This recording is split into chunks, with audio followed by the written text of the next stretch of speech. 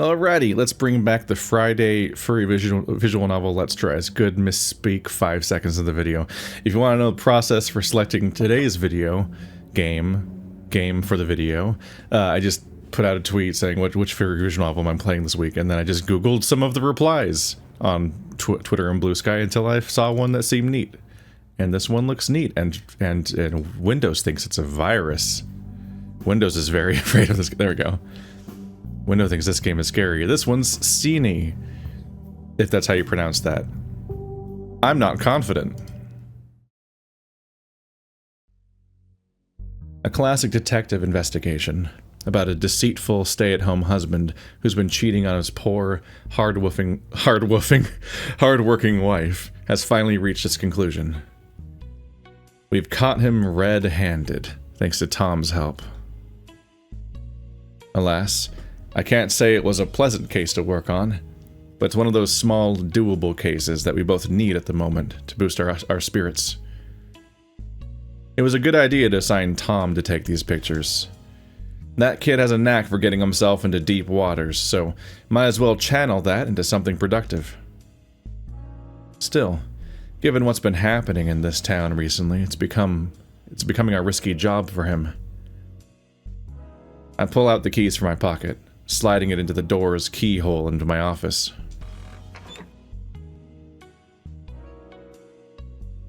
The office light's still on.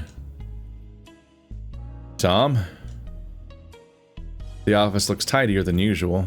Perhaps Tom cleaned it up.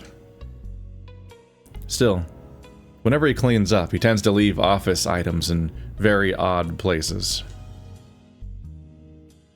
I head down to the bedroom connected to the office. The door is slightly ajar. I wouldn't be surprised if he had stayed here overnight again. Well, it's not much of a bedroom per se.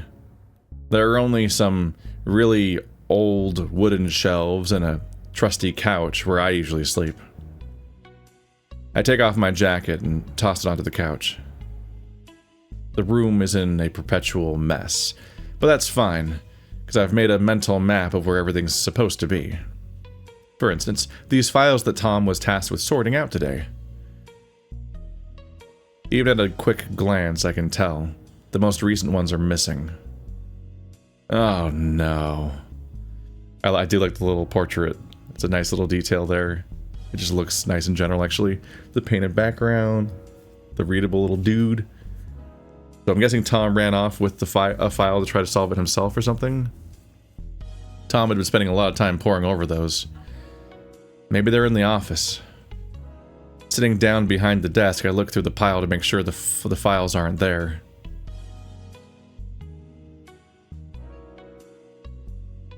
Oh, look at him.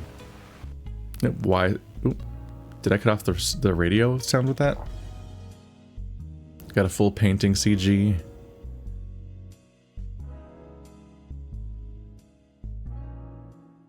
As I turn on the radio, it crackles a little before picking up transmission of a news broadcast. I take out the last cigarette from my breast pocket. I'll need to remember to buy more. Or I should quit smoking. Cheaper option. The police are still dealing with complaints over the botched investigations of the missing individuals in... Whoa. Sypniewo. The road blares the voice of one of the townspeople being interviewed. It's been almost 3 years and we still know nothing. How long must the victims' families put up with the cops' incompetence? With a deep sigh, I turn off the radio. Police losing the trust of the people isn't uncommon anymore. Most officers fail at handling even the most routine tasks, and often put people in danger. I run my fingers through the files in the drawer. That case file isn't here. Did Tom take it? I take out my cell phone to dial Tom's number, but I realize the battery's already dead. At least the office telephone is always working. Hey, it's Tom. Sorry, but I can't answer right now. Please leave me a message. Damn it. I dial his house number instead. Hello? Carol, it's Markus. Is Tom there? Wasn't he with you? He hasn't come back home yet. Did he do something? Nah, nothing. Goodbye. I immediately returned the telephone handle back to its cradle. With keys in hand, I dashed downstairs. He probably thinks he's helping, but I'm honestly afraid he might make things worse.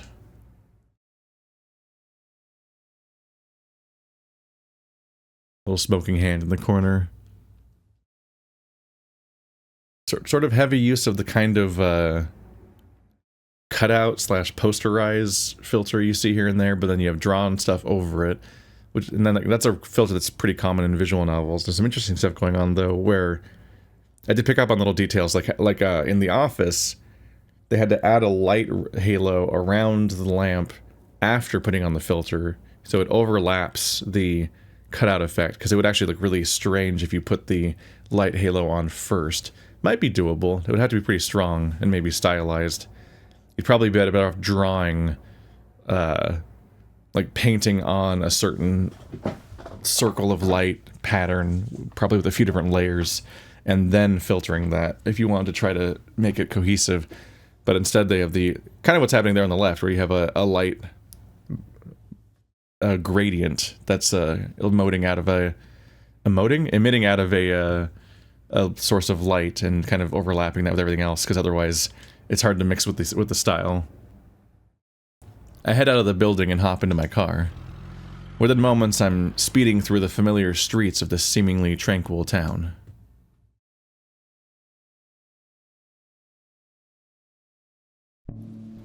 Is he indeed making things worse? So here's our title screen. Oh, this is a nice painting. It is very distinctively, like, noticeable whenever you have an actual painting versus a background. It's wild how good these are getting in a lot of these games. This is neat.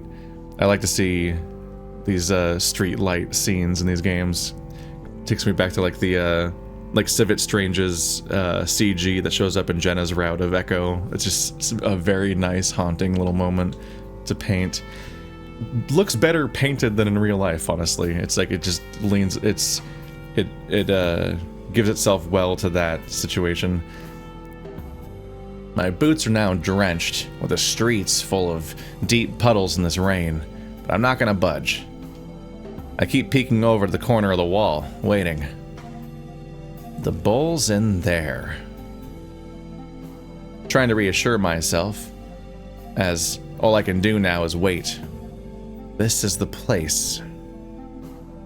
The place our missing guy has been visiting recently.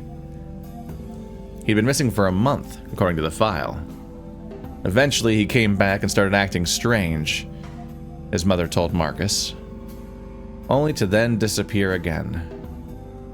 It's been 4 days since then, and this is the place he goes to every night. The gas station manager stated that Camille often just stands outside, almost as if waiting for someone. Markus got footage from the manager. After seeing it, the client confirmed it was her son.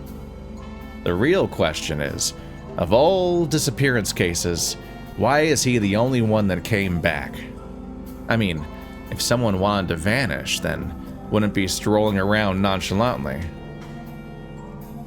But did he want to vanish? Uncertainties fill my mind.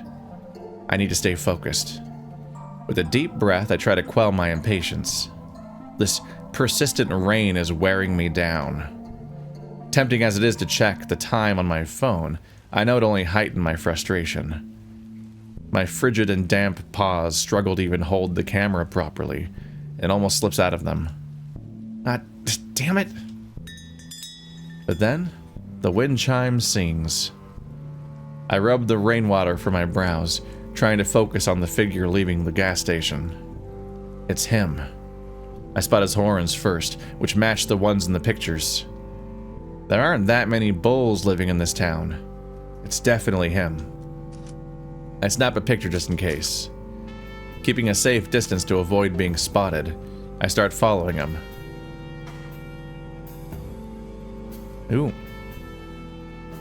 Even having done this before, I get nervous. The pitter-patter of rain thankfully muffles the sounds of my footsteps. Although the tricky part is to avoid stepping in the puddles. The bull presents a towering figure, the street lights causing a huge shadow behind him. I shift between different hiding spots behind a lamppost, trying to... I shift behind... Blah, blah, blah. Let's just give up and start over. I shift between different hiding spots, behind a lamppost, next to a row of flower pots, right behind an old, bare tree. I insist on trying to get the lines at least mostly right, like it's the, it's not enough to get the words technically correct. If like the cadence is off, I'm like, no, it doesn't scan. It's not, it doesn't, if you don't say a sentence right, it's not comprehensible. At this rate, I'm pretty much invisible. It's fun to think so, at least. At last, we arrive at a long stretch of road. As the bull stops, I dash into a nearby alleyway.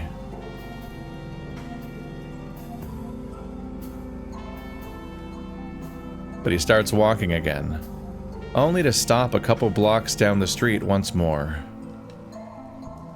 And then again. Each time it seems like he has reached his destination. He instead lingers near some house before moving on. It's odd behavior for sure.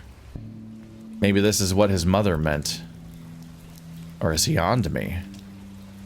He seems to thoroughly examine each place, but for what purpose? Yeah, it seems like one of two things. Either he knows he's being tailed and he's trying to actually like test that and then lose it, or he's actually looking for something. Markus was told that the bull doesn't have many acquaintances in town, or at least not ones he still keeps in touch with. Without knowing for sure, however, it could be reasonable to assume the houses might belong to those old acquaintances. It's definitely a lead worth checking. I'll have to run by the addresses later. Ensuring both the bull and the building are captured in the frame, I discreetly snap photos from different angles. Then, I back off into the alleyways, just as it appears that he is heading towards the bus stop. There's only one bus passing through here at this hour, with its final stop in a nearby town. Is this where the bull is staying? I check my phone for the time. 22:36. If I remember the schedule right, the bus should be here soon. Before I can get any more shots, a familiar-looking car gently cruises from the opposite side of the road, accompanied by a droning noise. The driver slowly rolls down his window, revealing the German Shepherd's disgruntled stare as I hide my camera. Get in. I simply smile back at him. Oops. Busted. I hurriedly approach Markus's car, but not before taking a quick glance at the bus stop. The guy's already gone. With the bus already there, I'm unsure if the bull did get on it. Either way, that bus is now speeding off to its next stop.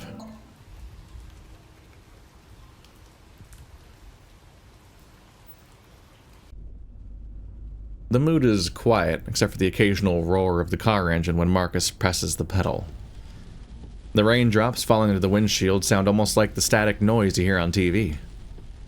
Markus takes his sweet time before finally saying something with an exasperated sigh. You know, I thought we were supposed to be working together here. Not having anything to say to that, I give him another awkward smile. We discussed this already. I'm your boss. I doubt I can weasel myself out of this one.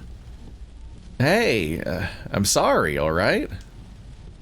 And just because I also happen to be your friend, that doesn't give you a pass to take my stuff without asking. Being fired right now wouldn't really surprise me. I know. You're right. To be honest, I was expecting some excuses. I could still come up with some. Ugh, no need.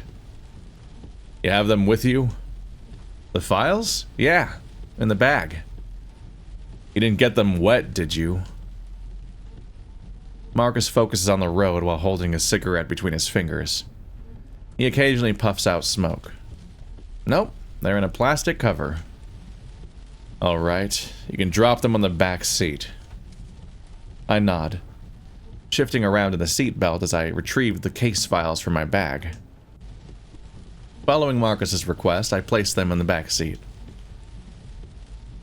What made you take them? You knew I was going to find out.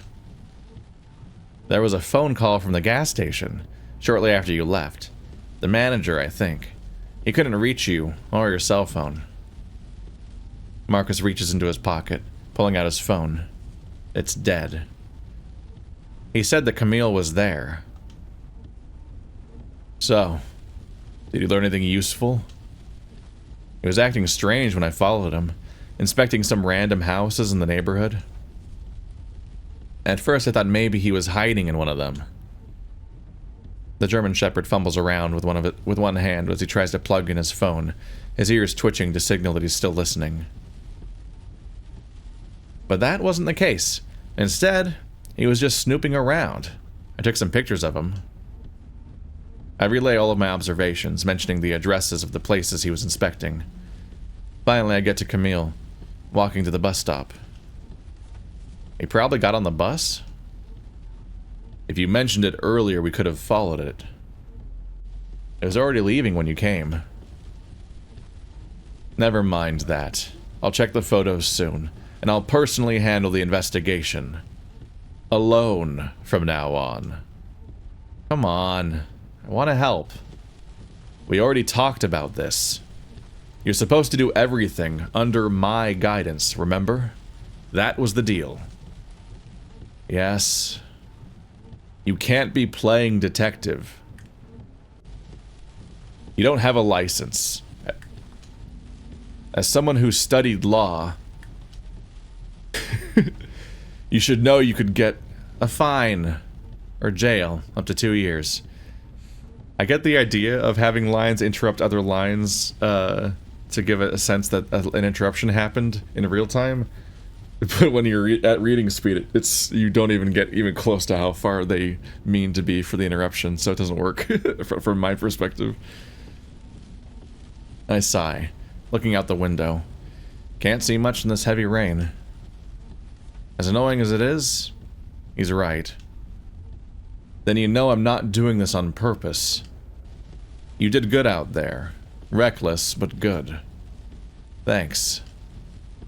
I rest my head against the window. But punishment must be handed out. You're going to sort files in the back room. I couldn't even get through one of the shelves. As much as I'd love to do that, unfortunately tomorrow is my shift at the shop. Didn't I send you my work schedule? Markus points at his charging phone. You probably did. Can't say I've looked at it yet. I guess you'll get a little break, but the files aren't going anywhere, unless you're planning on taking them again. His lips curl into a cheeky smile, his tail thumping on the seat. He sure is happy with himself. Har, I get it. So, how did you find me? Well, you took a specific file, and that was the last case I mentioned to you, and then... Nah, I just drove around town till I spotted you. Oh. Why? I expected trouble. Luckily it didn't come to that. Will you tell the cops about Camille? No. Since this guy didn't really disappear, I doubt they'll get involved. I see. He's not wrong. The cops barely involve themselves with anything here, with the constant excuse that they're spread too thin. They were on high alert after the first few disappearances, but those cases went cold too. Hey, cheer up, bud. We'll figure it out. Markus pats me on the back. It takes him a moment to realize how soaked my fur is before he takes his paw off and wipes it on his trousers. I let out a chuckle as he tries to recover from that silly blooper. Alright, let's get you home quick. You're soaking wet. The last thing I want is for my car to smell like a wet cat. Oh, yeah. As if wet dogs smell any better. I give him a smile, before turning my head to look out the window again. My house is now in sight. Anyway, I will involve them as soon as I know more. Alright? As we stop at the front, Markus suddenly grabs my wrist firmly, almost as if trying to pull me back into the car. Before you go, after the last time, has he? Not since you broke his nose. Alright. Good. Just checking. I nod at him as I exit the car, leaving my camera bag on the seat. Don't worry about the camera. I'll transfer the photos and return it to you later. That's fine.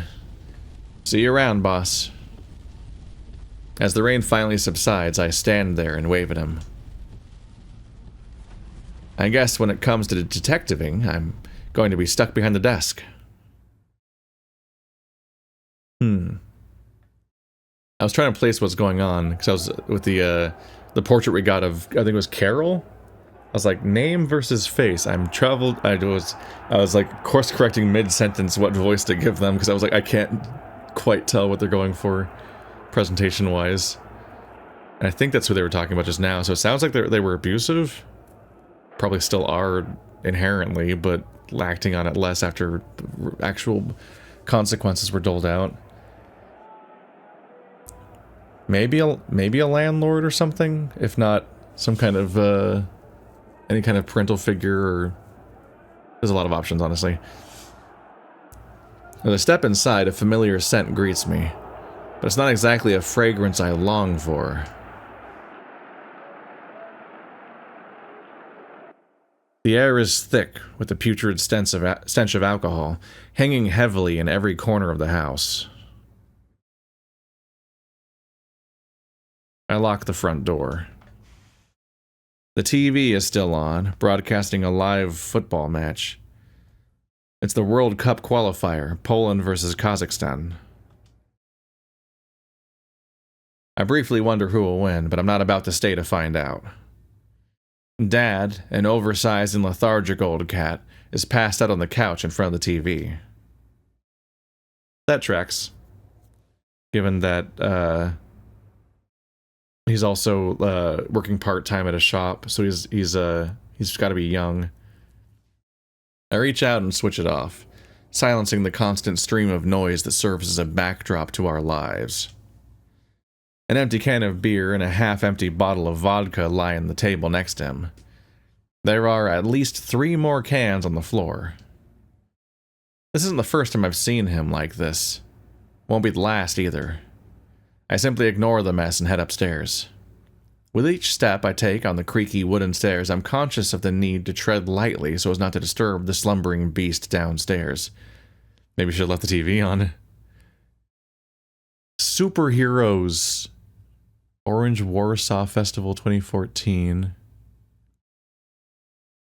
Okay, I briefly saw another game suggested under this one on the itch.io page, so I'm guessing that they either made the game those superheroes are from, or worked with them, or one of the people has overlap, or something like that. There's a connection here that I did not stop to look at.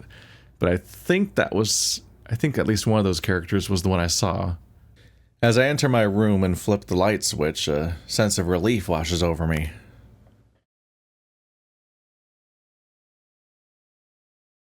Finally home. This room's the only place in the house where I have any semblance of normalcy. My desk is stacked full of comics, newspaper cutouts, and notes. A bottle of my meds is next to the stationery. I forgot to take them today. That was stupid of me. I take the pill and swallow it quickly, while stashing the bottle into the drawer. Not today, demons. I should probably charge my phone. I give myself a pat down, and that's when I realize my phone's missing. Shit. Where is it? Maybe I left it somewhere? I rummage through my pockets one last time, finding nothing. I probably put it in my camera bag, meaning Markus has it. Whatever, it's fine. I can wake up without an alarm, no problem. I'm screwed. I take off my wet clothes and hang them on the radiator, then put on briefs and a t-shirt to sleep in. Instead of lying down, though, I keep glancing at my desk. I just can't help myself. I know Markus said he'll take care of things, but... I pick up my notes, trying to see if there's anything I've overlooked about the bowl. Oh, that's a lot. Hello. Camille's disappearance. Descriptions. Name, Camille Nowak. Gender, male. Age, 26 years old. Nationality, Polish. Species, bull. Age, height, 189 centimeters. Weight, 90 kilograms. I think this game takes place in Poland, which would explain a few name surprises that I had, and also just some words that I'm not ready for, and also I don't know how tall that is or how much that weighs. So everybody laugh at me. Features, white horns with gold rings, black hair, bluish-gray fur, purple eyes. He's like an OC. Last seen, Creaking Pines gas station. Missing since the 25th of August, 2016. Okay, so we have a minimum starting date. It's at least 2016. Additional notes. Came home after disappearing for a month. Disappeared again 4 days later. Police didn't entertain the second report from his mother. According to the owner and workers, he often stands outside, sometimes buys cigarettes before leaving. Footage shows him there many times after his disappearance. His mother confirms that it's him in the footage. New notes. Was found inspecting random houses. Need to check those houses later. Camille's mother told Markus that they were really close. And that he was unhappy. But he always talked about it with her. Struggled to find a job, and it weighed on him. His mother supported him regardless. Camille started leaving the house at weird hours, coming back the next day or really late at night. Then she received a phone call. He said, "I'm sorry," following which he disappeared. Now, a month later, he's back, waiting for someone or something at that gas station, and inspecting some houses. Definitely sounds like it got mixed up in something shady. Maybe he was or is associated with some dangerous group of people. That would make sense, considering the phone call Mrs. Nowak received. Maybe he wanted out, and they didn't want to let him leave. If that's the case, it would mean that houses are... what? A target for something? Now that I know which places he was observing, it might be easier to learn something. I write down the addresses of the houses he inspected. A quick yawn escapes me, but I scribble on the paper. I should be in bed. My other work starts early in the morning. Gathering the scattered notes on my desk, I stack them into a neat pile, then I flop into bed. Lying there, I realize I still need to turn off the lights. The bed is so comfy, though. I groan into my pillow, trying to gather all of the strength I have left to get up and turn it off. Before I can do so, a noise makes me jump. It sounded like it came from the corridor. I look to my door, expecting Dad to enter. When he doesn't, I get up from my bed, opening the door and glancing out into the dark hallway. Seeing nothing, I shuffle back into my room and lock the door. I've no idea why I did that, but it does make me feel a bit safer. I turn the lights off and slip back into bed. I lie there in pitch darkness, trying to discern where that sound came from after all. Part of me hopes I just imagined it. Wouldn't be the first time. Just then, it happens again. I look around, barely moving my body. It appears to be coming from outside.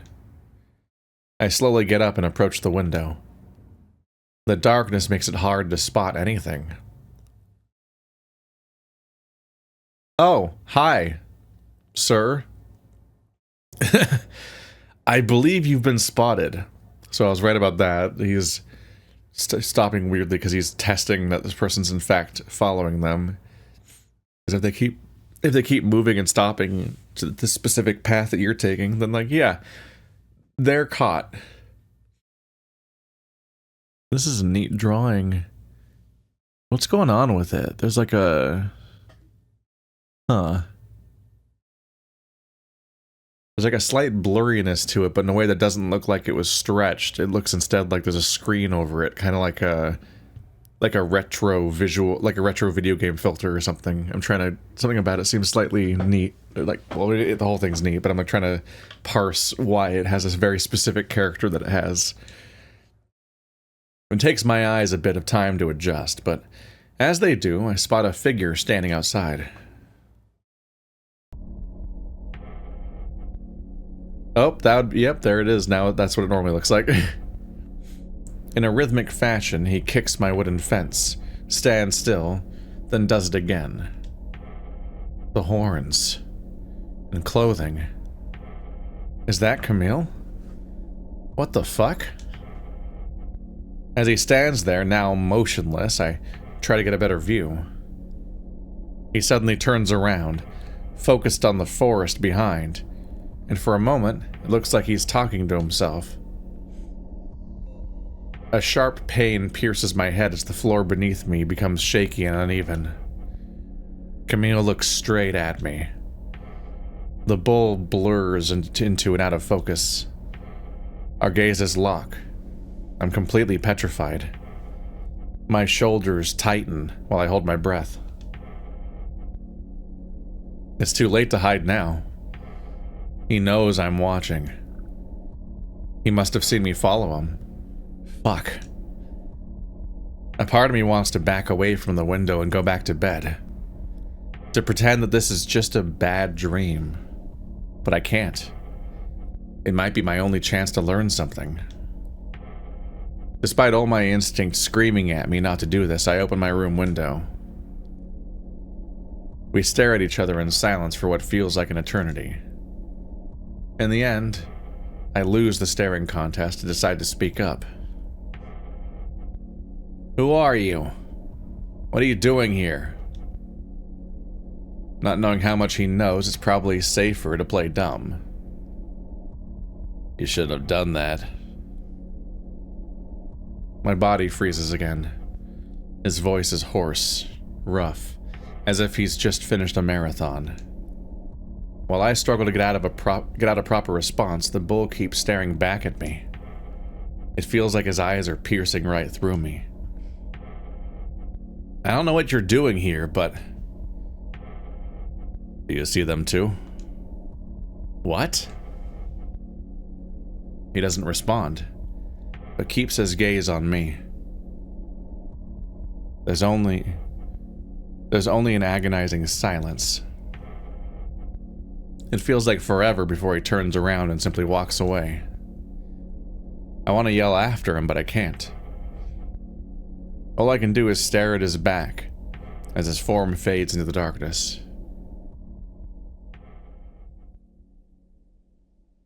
As soon as he disappears, my motor function returns. I back off from the window, closing it. The pounding in my chest slows down as I sit on my bed. The fuck was that? There's something seriously wrong with this guy. I should call Markus. Right. My phone's gone. With a deep breath, I lie down, facing the window. Almost as if I'm expecting him to be out there again. One question lingers in my mind. He obviously saw me follow him, but how did he find me? Trying to think of every possibility, my mind begins to spiral. He didn't follow us. That'd be impossible, right? Then, does this mean he already knew where I live? And if so, does that mean he knows something about Markus and me? My mind is racing with questions that I can't answer. My mind racing with questions that I can't answer is draining, though. And before I even realize it, I am out. I don't know if that'd be my response. I don't know if I'd sleep that night. I think that would be extremely stressful. I wake up to a sharp, almost blinding light coming from my window. I wish what happened yesterday had just been a dream at this point. Sadly, it wasn't. What do I even do now? I grab some fresh clothes and stumble out of my room to head to the bathroom. It's hard to get the image of the bull staring me down out of my mind. I should visit Markus and tell him what happened. Then again, I should probably not skip work at the shop. I need the money. After taking care of my basic hygiene, it's time to face the real beast. I get downstairs and bump into the empty cans and other rubbish strewn about the floor in the living room. Annoyed, having forgotten about the mess down here, I kick one of the cans. I just need to make sure I've got everything before I head off. I don't have time for breakfast. Only after putting on my shoes do I realize they're on the wrong feet. That's impressive. I feel like that... I admittedly can't remember the last time I've made that mistake, so I can't really consider it, but it feels like that would quickly become a struggle. Good job, detective. Can't you be more quiet? My head is throbbing. Ah, a sprite. This game is sprites. So like every day? After tying my shoes, I hurriedly get up on my feet and put on my jacket. Don't you have work today or something? Don't be smart. But yeah, I do. Heading off in an hour. Dad glances at the clock as if to make sure his statement is correct. Right, well, I'm already late, so I'll be heading out. He looks at me, but quickly walks towards the fridge, which has almost nothing aside from, well, booze. Heading to the shop? Yeah. Dad takes out a can of beer, opens it, and takes a sip before speaking. Really? Are you really gonna drink before work? Think of it as my morning coffee. Right. Do whatever you want, then. I grab the door handle. Wait. I flare my nostrils as I turn around at him. What? He sits down on the kitchen table, putting his beer down. How's the work with Markus so far? Good. That's good.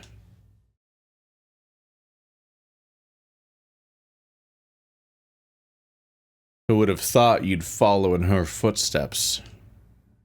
Sorry, I gotta go. Super late already. That. Thought it was real for a second. The knock on the door catches me off guard. The first thought that hits my mind is that the bull is outside my door. Aren't you gonna open it? I look at him, then back to the door before swinging it open. It's probably Markus here with your phone, you dumbass. You lost your phone. A familiar German shepherd greets me. Oh no, he's hot. I look at him, then back at the door before swinging it up. Oop, I must have accidentally hit a joystick. Hey there, bud. You left your phone in the camera bag. He pulls it out of his pocket and waves it in front of me. I know you just can't live without it. Your knowledge truly knows no bounds. I snatch my phone away from his paw. But thanks. Indeed, you've saved my hide. Oh, right. While your phone was in my possession, Anna called twice. I ignored the first for privacy reasons. But when she called the second time shortly after, I picked up. She said you're on your own for a few days, and she's off with her girlfriend. Shit, that's this week? I forgot about that. Right. Right. Yeah, the occult fest or something? She mentioned it before. I can only groan at the news. Of course she goes on break on a Monday. Well, whatever happens, I'm sure you'll do just fine. Dad approaches us, locking eyes with Markus in a stare down. Markus. Carol?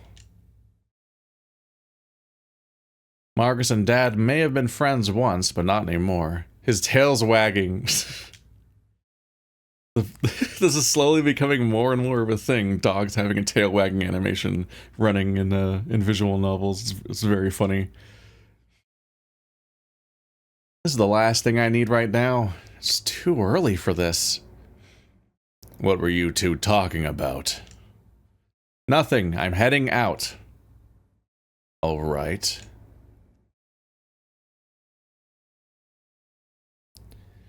I shut the door behind me and shoved Markus forward. I noticed him giving me a concerned look. I let him go and keep walking farther and farther away from the house. Not to pry, bud, but what was that about? What do you mean? You basically shoved me out the door. I think he literally shoved you out the door. Markus puts his hand on my shoulder, stopping me, and looks towards the house. Did he do anything? Oh, no. Not at all. You sure? Well, it's just... Markus has probably noticed the hesitant cadence in my speech by now. His canine ears are perked up like satellite dishes. I'm having a hard time talking to him. I would say that's normal after what happened. Markus leans forward, putting his paw on my shoulder, his brows furrowed in genuine concern. I stare back into my reflection in his ocean blue eyes. A deep sigh escapes me. It's nothing, really. It just feels like whatever we had as a family is gone with Mom. But I'm not going to mention that to him. Your father's a stubborn man. I doubt he wants to openly talk about what happened. So he drowns it in liquor. Tried countless times to reach out and talk to him about what happened to Mom. And each time, I was met with silence. A refusal to talk. Well, the rumor's still going around, too.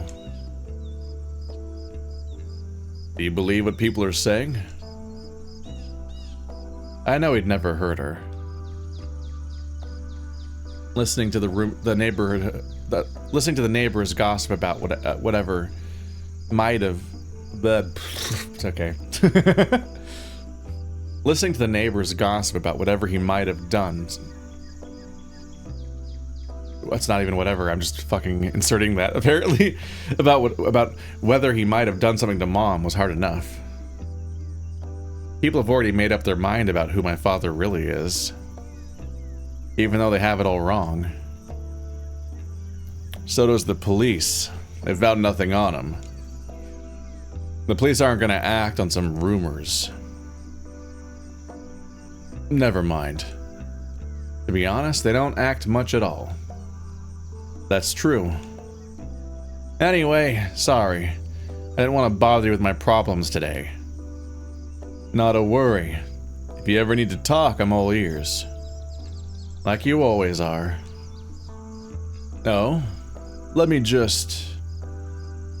His rigid ears suddenly droop down. Okay.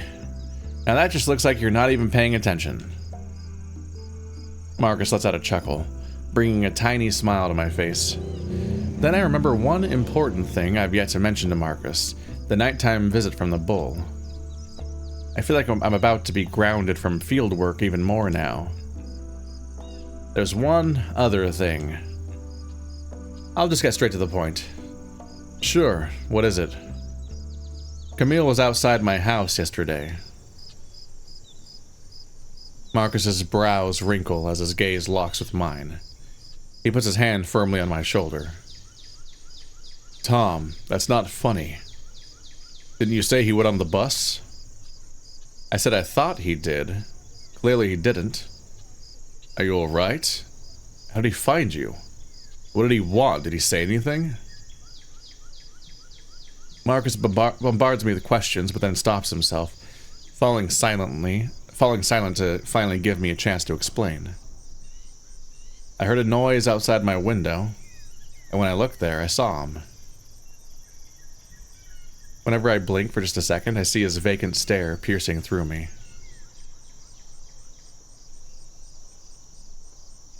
When he spotted me, I tried asking him a few questions.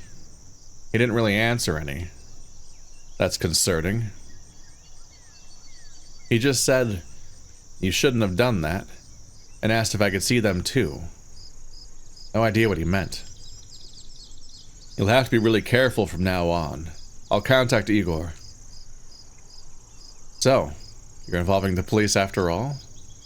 No, just him. He is still part of the police, though.